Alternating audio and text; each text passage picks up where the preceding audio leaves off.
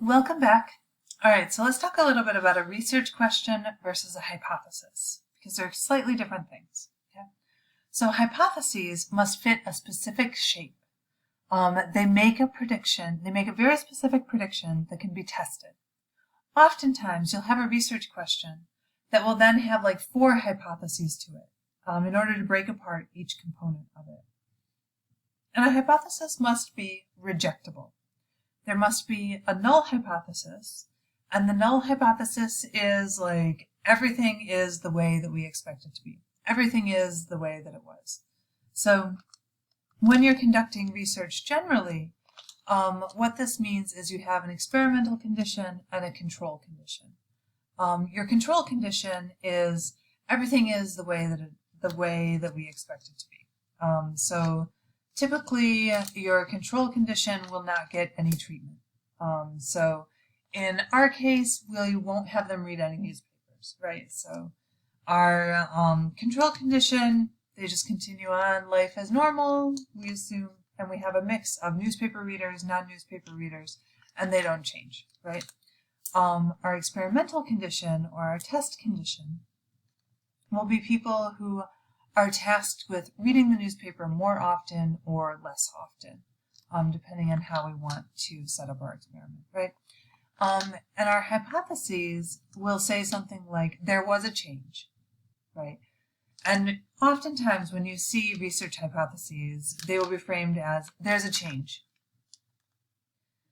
They won't say what direction that change is in or how that change has happened, only that there is a change or there is no change. Research questions, on the other hand, are far more open-ended. So they may be predictive, descriptive, they may predict that there is a relationship, they may just be asking to describe a relationship. They must be open-ended, so it must be something that you can layer research questions on top of each other to create a series of investigations, and must be demonstrable. So you must be able to demonstrate that there is some sort of outcome here. So questions about philosophy, what is truth? Can we figure out what is true? These are not research questions. Research questions are typically of the shape that we have come up with. Is there a relationship between the degree of political polarization of the newspapers people consume and the degree of political polarization of their views on immigration and gun control? Right? If we are to reframe that into a hypothesis, now there's quite a few that could come out of this, but we're going to just choose one. Reading the New York Times every day for a month will change readers' views on immigration.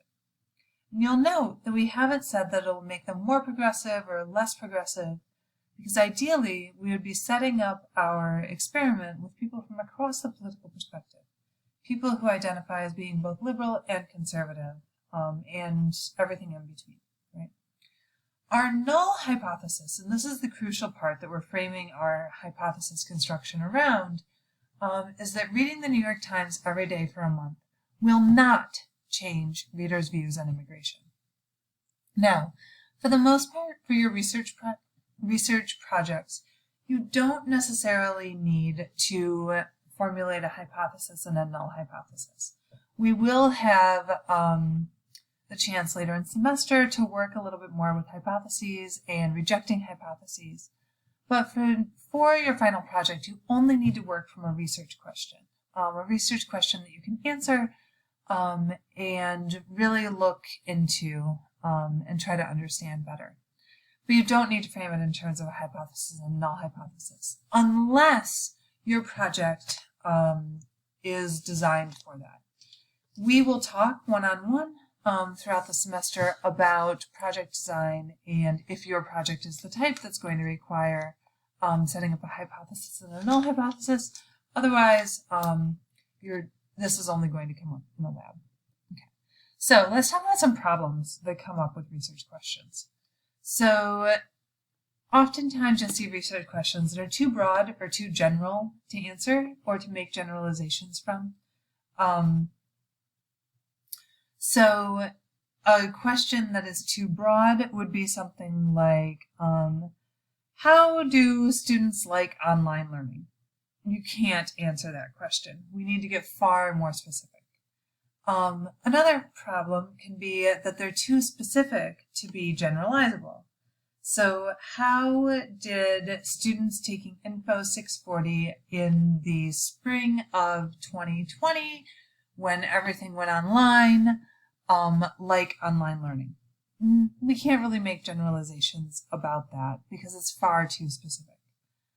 Too direct or objective, you could just look it up on Wikipedia. How many online schools existed in the United States before 2020?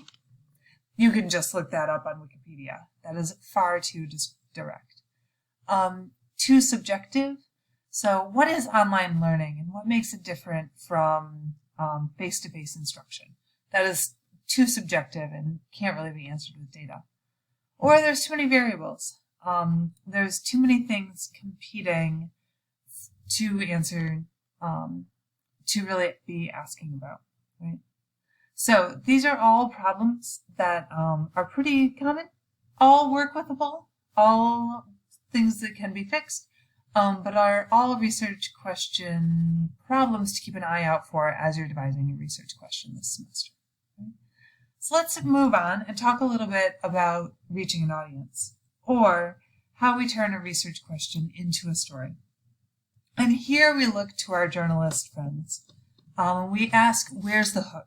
How can people connect? What's the lead-in, right?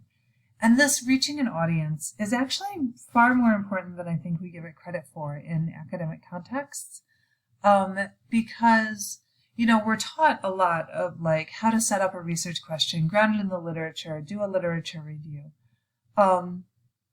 But beyond situating it in what people have studied before, we also want to know why it's important.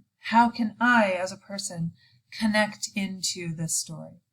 And oftentimes that means connecting it to something happening in real life. Even if it's an experience that not everyone has had, still finding that connection so that we can say, oh, this topic matters, and it matters that we find out the answer to this research question. So how do we find that story? How do we turn our research question into a story? Well, I'm going to encourage you to go back and look at your data. Is there an outlier in your data that provides an interesting insight? Oftentimes, you know, the exception proves the rule, and that exception is our outlier. So we can say, you know, if we're, I don't know, looking at online education, we can actually look at the spring of 2020, and this like one day where everything became online instruction. Is there a natural beginning or an ending? The natural beginning of online instruction is going to go back to, you know, mail correspondence education. Is there another way to aggregate the data? If you look at the data by states and then you aggregate it by cities, do we see a different story emerge? Are there inherent patterns, something about time, something about location, that it gives us this entry into understanding the story that's present in our data, right? So looking through your data in order to find some sort of stories that we can connect to. There's a lot of other ways to find a story, but this is just kind of a checklist to get you started. So that is it for our research design and our research questions and our project design. Please let me know if you have any questions. And I look forward to seeing you next week. All right, take care. Bye-bye.